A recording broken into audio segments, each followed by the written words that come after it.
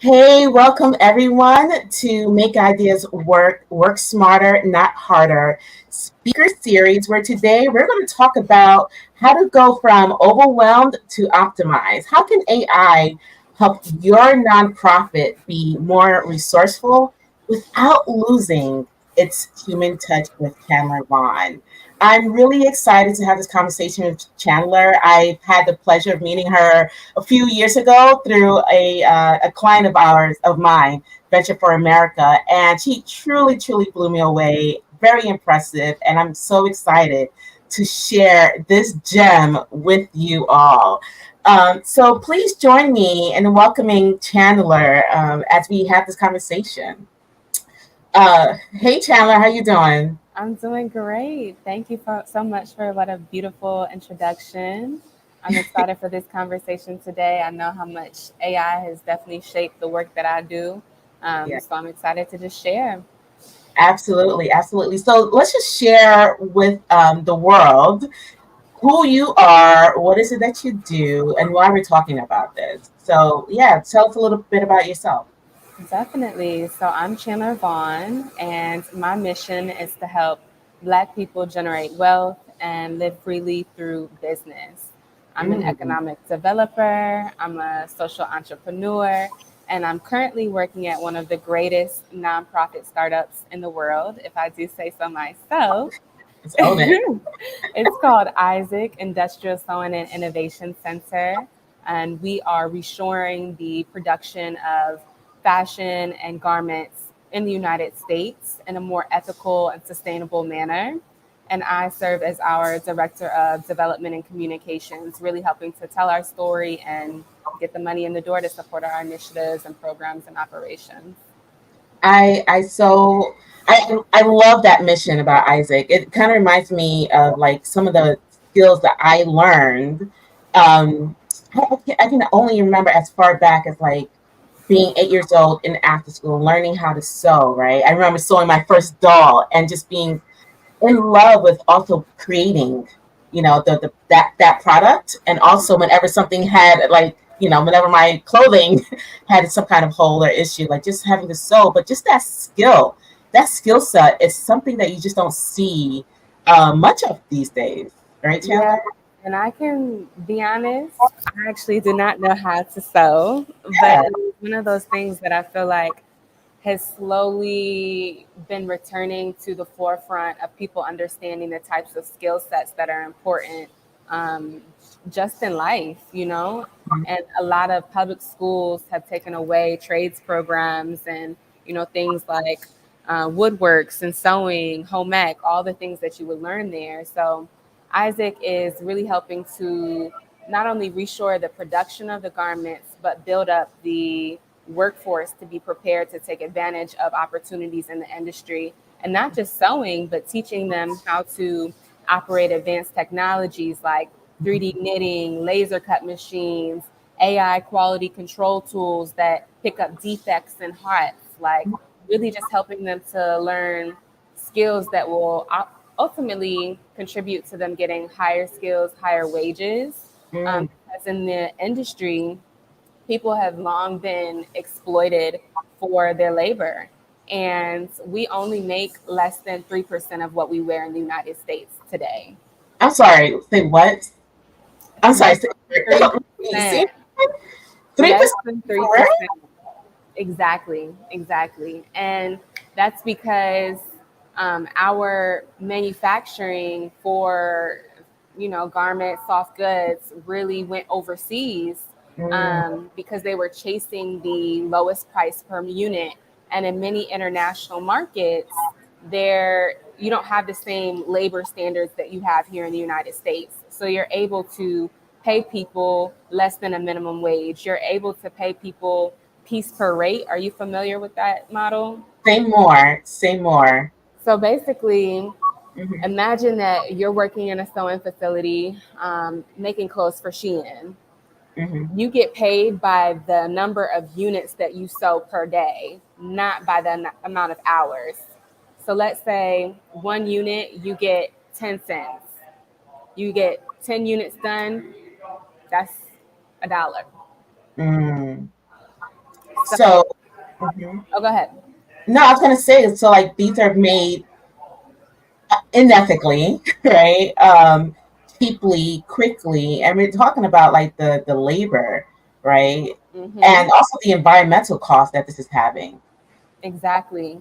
And it's twofold because I think a lot of people don't think about the human aspect of it. And when we say sustainability at Isaac, our sustainability is really centered on the sustainability of people's lives because that's often left out of the equation. People think about carbon emissions and environmental degradation of the amount of waste that is created in the production process of fashion and all these different garments and soft goods.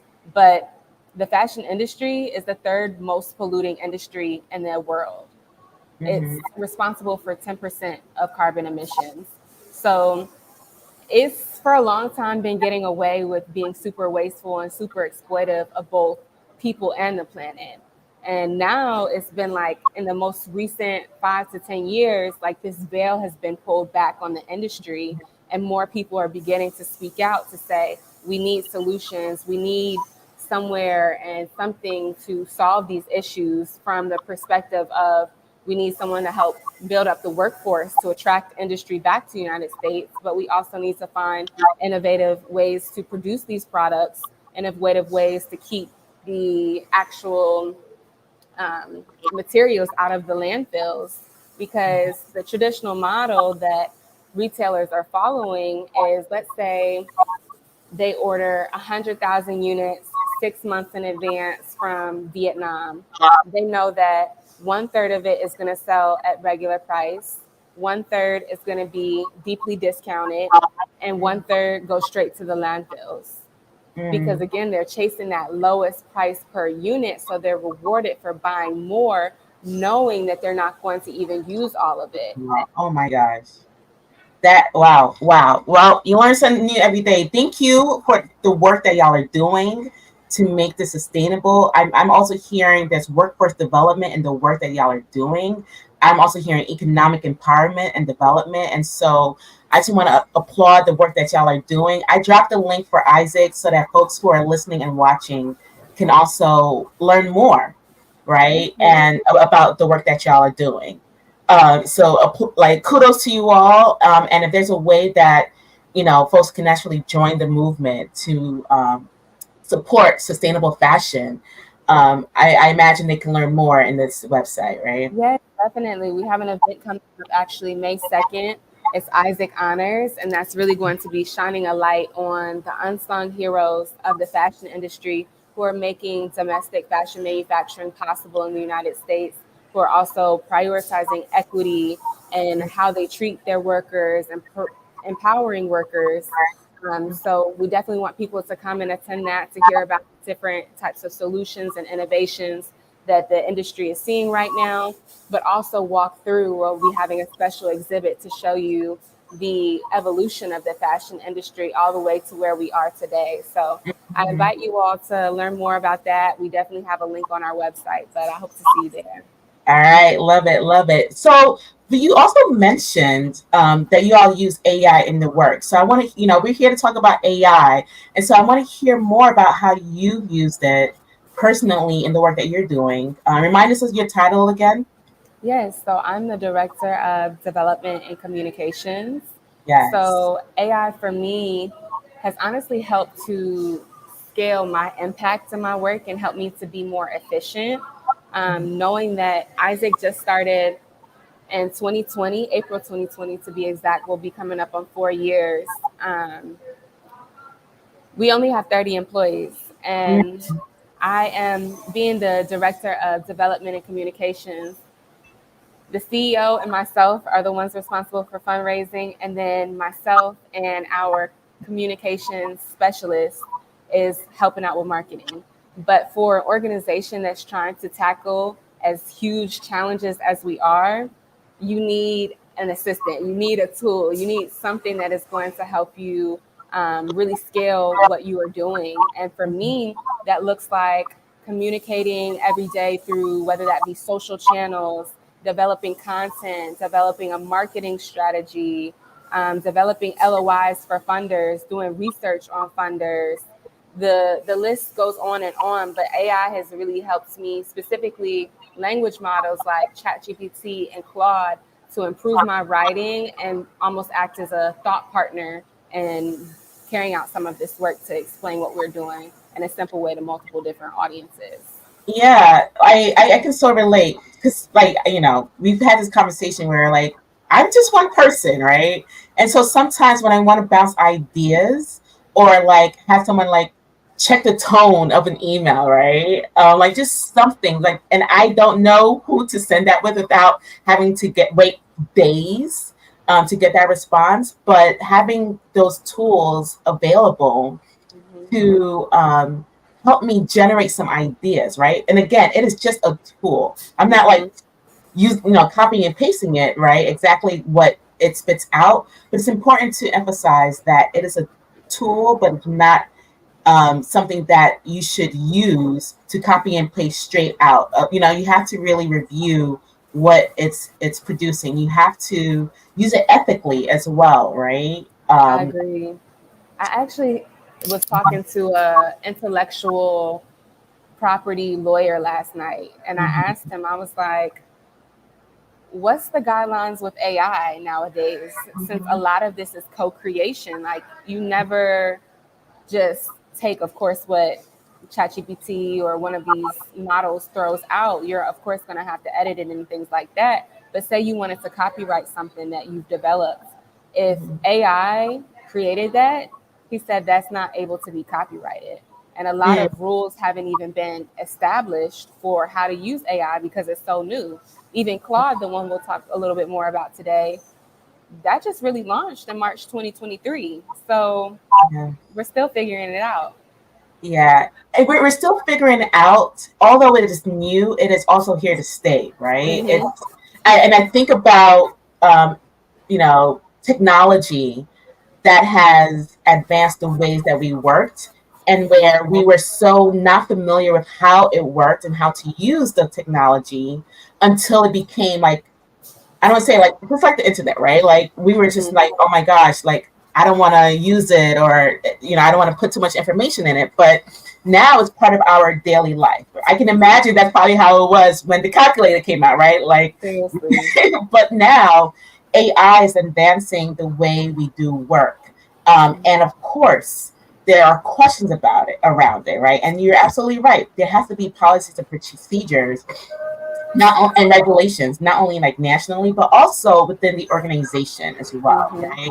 And I'm also seeing now that nonprofits are creating policies around, Mm-hmm. if we're going to use this, here's how we're going to use this, right? So that it's not solely, like we mentioned, whatever the chat GPT or whatever language model we've used spit out. So again, like really creating some kind of understanding around how it's going to be used. And a Maybe structure. Oh, go ahead. no, go for it. I was gonna say, and a structure. Like I know that we are still working on developing our AI policy here, but the EU, European Union, just announced that they released like guidelines of utilizing AI. So that Mhm. would be something as like a starting point to what is allowed in that, or what is the research that has been done on it, serve as a foundation for building out those policies. Mhm. Um, and then also the privacy aspect of it, that's been a Yeah, big discussion within our organization. It's just like, before you start using it, if you don't want anybody to know personal information, or you wouldn't want this to be on social media, then you probably shouldn't put it in yeah. AI. Because the back end side of it, that at least for the trainings that I have been to, when they talk about using ChatGPT or other language models, people just jump straight into, here's examples of what you use it for, Mm-hmm. and show you through, here's cases that you can use. But I think it's important for people to understand too that ChatGPT was trained by people. Like it went through an extensive process of receiving a whole bunch of different information from multiple different sources. Mm-hmm. And those people continually read the chats from every user to then develop these trainings for the future as it goes back to train the language model to improve it. So anything you put in there is open and accessible to the people on the back end who are helping to address the shortcomings from the platform. Yeah, yeah. So no identifying information in any language model AI, please. Hmm. But I mean, you mentioned ChatGPT, you mentioned Claude, and I know there's so many out there. But like, which ones do you use frequently, and like, what are the differences, right? Like, why would why would someone use Claude over ChatGPT? Like, what are the, what are the pros and cons of these AI tools? Yeah, so what I would say is it's always personal preference, but at least from my experience, the types of AI tools that I use on a day to day, one is Otter, and Mm, that is a note taking platform. And that really helps me because I can have over 15 meetings a week. So, mhm, really being able to capture the transcripts, what was said in the meeting, and then the AI develops a summary of what was discussed and mhm, action items to follow up on. And you can tag people within the conversation on your team to be like, hey, I need you to take a look at this. Or, say, for example, from the marketing standpoint, if I do interviews with some of our students who have graduated from our program, that's so much easier for me to go in and pull direct quotes instead of me trying to fast type exactly what they say. yeah. But it's just helping to be more efficient and automated in your approach to following up with people, developing the marketing materials, all of the things. And then from the perspective of ChatGPT, Claude, and Gemini. So they're all language models, and language models are a type of artificial intelligence system that is designed to understand and generate human language. So, what I was saying earlier about the language models were trained, they receive bulk text, and in those texts, they start to um, analyze each word and then the relationship between the words, the structures of the sentence, so that that's training it on how to really understand the human language. So when put in a situation where you're prompting it to do something like a task or give you information, it pulls from that back end knowledge that it's been trained on to respond to you. Mhm. Um, so there's different types of language models, but Gemini, which was formerly known as Bard, is owned by Google. And that one I typically mostly use for research because it usually can pull up direct links to articles on the website. So let's say I want to ask it about um, how many manufacturing facilities are across the nation. It'll Mhm. pull up some article to reference that. Now, the thing about it is you always still have to do that fact check aspect of Yeah. it of who wrote this article, is this credible, but at least gives you a starting point and can reference where it's telling you the information comes from versus ChatGPT. At least the free version cannot do that. Mhm. Gemini is also completely free at this point in time. And it can process, I believe, like 40 different languages and can also pull images from the web. Mhm.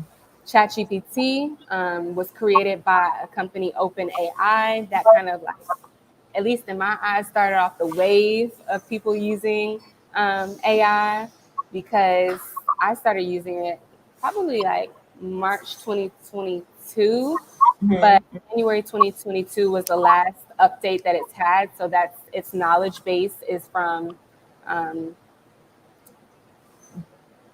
back end of January 2022 to I don't know the specific date, Yeah, but yeah. it doesn't know about today. So if you ask Right. for Not specific current. information, it's not as current.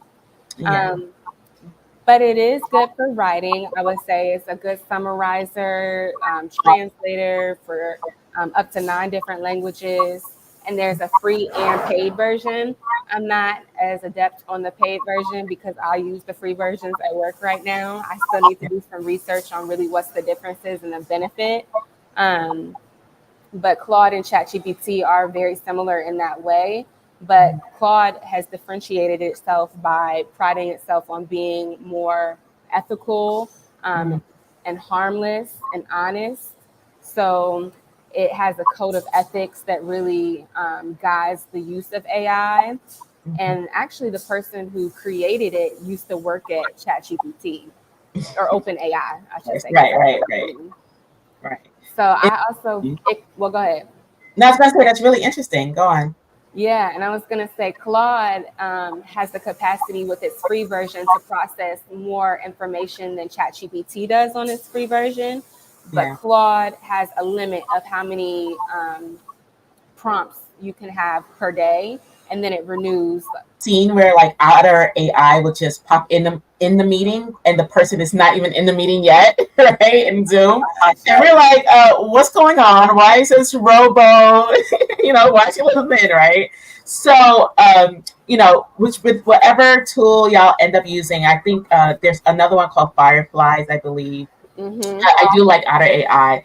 I will just say, like, also just give folks a heads up that y'all are going to use it, or ask for permission if you're going to use it in a setting that folks may not normally use it, and just give folks a heads up, like, hey, is it all right that I could use AI?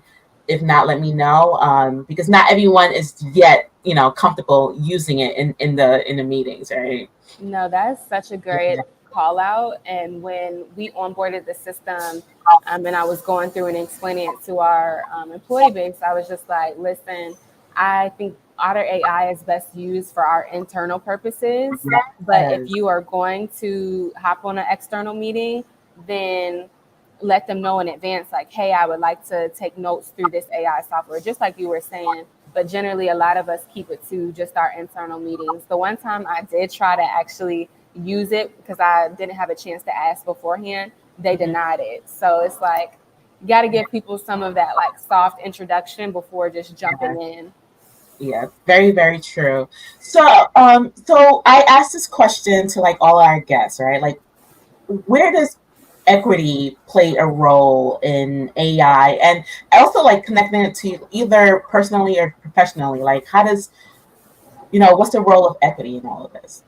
I think the role of equity in AI is really around centering the access and knowledge for people who typically would not or have faced barriers to being able to utilize it, or just typically don't know or haven't been introduced to it. So, really trying to break down those barriers to make it more accessible and more education around it. And I think that more business development based entities and organizations that are supporting BIPOC entrepreneurs need to start integrating that into their curriculum to help entrepreneurs understand how to leverage it to be more competitive in the market. Because when people utilize it, I honestly think you have a leg up with what you're able to achieve, Mhm. especially if you've been educated on all the different areas of your business that it could support beyond just marketing or sales, but just strategy development, like research. It's so many different areas that I think that it needs to be more integrated into education, especially for entrepreneurs. Yeah, and entrepreneurs not, I'm a big fan of also providing resources and investing into like entry level and middle management, career folks. And I have personally witnessed one training someone on how to use like a language model, primarily because they were not as confident in their writing ability, right? Like they were basically what's that like on oh my gosh, a plan with their employer Uh-huh. where they're like they might be exploring other options, if you get what I'm saying, right? They like Okay. this is the point in their in their role where it's like, listen, it's either you make this correction or not, right? And so they Mm-hmm. had to like really step their game up, and they were really, really, one of the challenges was thinking through um their emails, right? Like thinking through um, what they were sending out, because the messaging that they were sending out before learning about ChatGPT was one, it lacked information. The tone was off. Um, it was just the person really struggled with external writing, right? Just Mhm. communication. And so once we provided like this is what it could look like, this is what you need to do, this is how you can fine tune it. One, oh my gosh, the confidence in that person, right? Mhm. And also the quality of work that they were now producing, Mhm. right? Um, but also what it did was created more time for them to for them to build relationships with potential partners, for them to attend more to the people that they serve, right? Mhm. And so when I think about why it's so important for us to work equitably and efficiently, it is because I have seen in our profits where we are so overwhelmed, right, Mhm. by the I don't know, the back end work, the writing of the email. Yeah. Like I remember just personally thinking through like it's gonna take me reviews after reviews to get this email out, right? But now it's like, okay, I don't even have to go through that level of anxiety anymore, Mhm. right? Mhm. Taking that stress, that procrastination over like sending out emails. But now, folks have the confidence to send it. Their job's not on the line, but it helps them like really um, go deeper into the work that they were doing, really Yeah. serve people that they're serving, right? But Mhm. build relationships with organizations that they want to build relationships with, and like just be able to plan ahead more, right? Be fully present. And so it's not just about like, I know there's a lot of fear around AI taking jobs, Mhm. right? And in some aspects, perhaps it is, right? I'm not criticizing that, but I think those organizations who are welcoming and using AI, just really thinking about how can it help their staff work more efficiently so that they can do the mission driven work, right? Mhm. And truly drive impact. Yes, I mean, you said that beautifully, perfectly. And just following up on that, it's really about dispelling myths for people who are fearful about it, who, they're like, this is a robot, it's going to take my information and somehow it's going to become me in the future. You never know what people think about AI, but sometimes it's just not positive. So, Mm-hmm. really trying to teach people the power of it to be able to support them, not in just work, but in your personal life. And I think, for example, like when I first introduced my mom to it, she was looking for a new job opportunity. And I told her, I was like, okay, I'll help you with your resume. That is like one of my side hustles. And so I developed her resume out. And then from there, I said, one of the ways that you can use AI is to help you with interview prep. And I know it's been a minute since you have done any interviews, but you can tell it to role play. So tell it to be the hiring manager for X position, and you are the candidate for that position, and just go back and forth and tell it to help you to optimize your responses, to include your experience in relation to the job description. And ultimately, she ended up getting that job. So just Wow. Wow. thinking about all of the ways that it can assist you in simple life of even planning a trip. I Mm-hmm. have literally planned a trip to Toronto for a weekend in like 10 minutes. Give me week by or day by day what I should do Yeah. involving arts, culture, music, food, and outdoor recreation. Mm-hmm. Told me the places, told me the times, like all the things. So people can play with it. It doesn't necessarily have to be like, I think it's levels to it. So Yeah. just practicing it in your everyday life of simple things that don't have that much weight, and then escalating it as you get more comfortable, I think is really the way to go. Yeah. Yeah. Congrats to your mom. That's awesome news. That's really great. Mhm. And I also think about like myself as a mom when I have used it, because nowadays like the fifth grade math, it's different, Chandler. Like it is different. I can't This even long imagine. question, they're taking a long way just to get to the answer. And so Mhm. to help my son with his homework, I've used ChatGPT to help me understand, you know, the what the problem is and how to solve it, and I'm like, okay. And so it has helped me with so much stuff, that stress, that we've had around, like, how do I support our family members around, critical things that they're working on, things that they're doing. You helped your mom with, the job, and then, like, with me, like, how do I help with understanding my son's homework the way they're doing it now, which is completely different from, like, how we learned math growing up. And so I was able to at least understand and also communicate why each step was the way they did it, Mhm. And which it's such a it's like tool. foreign to me, by the way.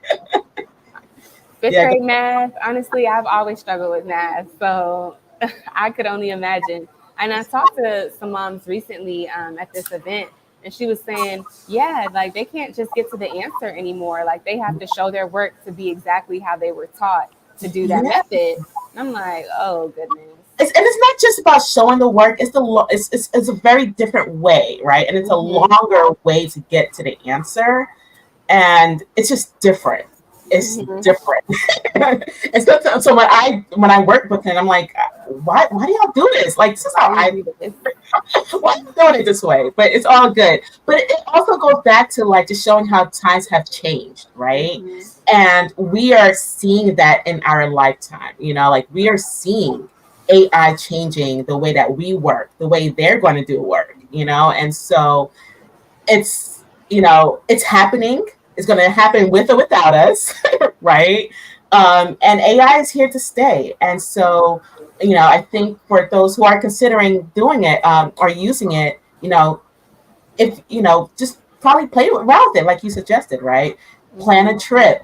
Maybe plan your weekend, or get some ideas around whatever your next project is about. But Chandler, we're at the point in the conversation where I love to offer those who are listening or watching a gift. And I was wondering if you had something that you'd like to offer those who are joining us today. Yes. So I did put together a little AI guide. It is mostly on the language models, but you all can click that link and that will give you newsletters, social media influencers, YouTube channels, TikTok, whatever is your speed, of different people that I've trusted along my way of trying to understand more about AI and the trends in it. Um, and also some training platforms for if you want to learn more or give some suggestions to your employees of how to integrate it into their work. But I hope that you all find that useful and definitely encourage you to connect with me on LinkedIn. I love all things AI and am trying to grow my own understanding of it. So thank you. Thank you. And what I'd like to also offer is this book that I just picked up yesterday, The Smart Nonprofit, by Beth Cantor and Allison Fine, and Staying Human Centered in an Automated World. So definitely check this book out as well. They definitely talk about the use of AI in nonprofit, Mhm. and also they have a whole chapter around ethics. I will also strongly encourage to, like, follow Beth Cantor's blogs. She has a ton of resources as well on her website. So if y'all are interested or curious, AI curious, AI definitely curious. definitely explore her. So thank you so much, Chandler, for this conversation. It is always good seeing you. I was at some point, like, we have to connect again. I know, like, this is the beginning of a long term conversation and collaboration, but we've definitely got to keep this going. And so let's stay in touch. Yes, and thank you for inviting me, giving me this opportunity, and I really appreciate you. I've enjoyed our conversation today and look forward to the next one. Yes, for sure. And so this is the time, like, we're going to open it up. If there are any questions, please feel free to add in the chat. We'll stay on for maybe a couple minutes to allow those questions to come in. During that time, I'm just going to also would love to thank our many sponsors, who are really sponsoring this whole speaker series, right, throughout this month. And this conversation was the last of four of those conversations that we've had during Women's History Month. So definitely been a joy having the sponsors and also having these guest speakers. So if you have any questions, let me check the comment box. All right, I don't see any questions coming in. I also send you this article right before I hopped on. I saw, um, maybe I can pop it in the chat. Let's see. But Google has a training program for AI, Mm-hmm. to generate your own AI model for nonprofits. Okay, nice. Yes, definitely share that in the chat. And I think I also noticed that LinkedIn has a free AI course for nonprofits as well. Ooh. Yes, so check those out. There's a lot of resources, right, for those who are AI curious to learn more about it. All right. So since there are no questions or no comments, Chandler, I just want to officially thank you for joining us again. It was always a pleasure having you. And to those who are joining us virtually, thank you for listening in on this conversation. And we'll have some more in the future. And if you're interested in having a conversation with us around how to help mission driven organizations work smarter, not harder, please email me at melissa@makeideaswork.org. All right. Thank you so much, Thank everyone. Take you. care. Bye. Bye-bye.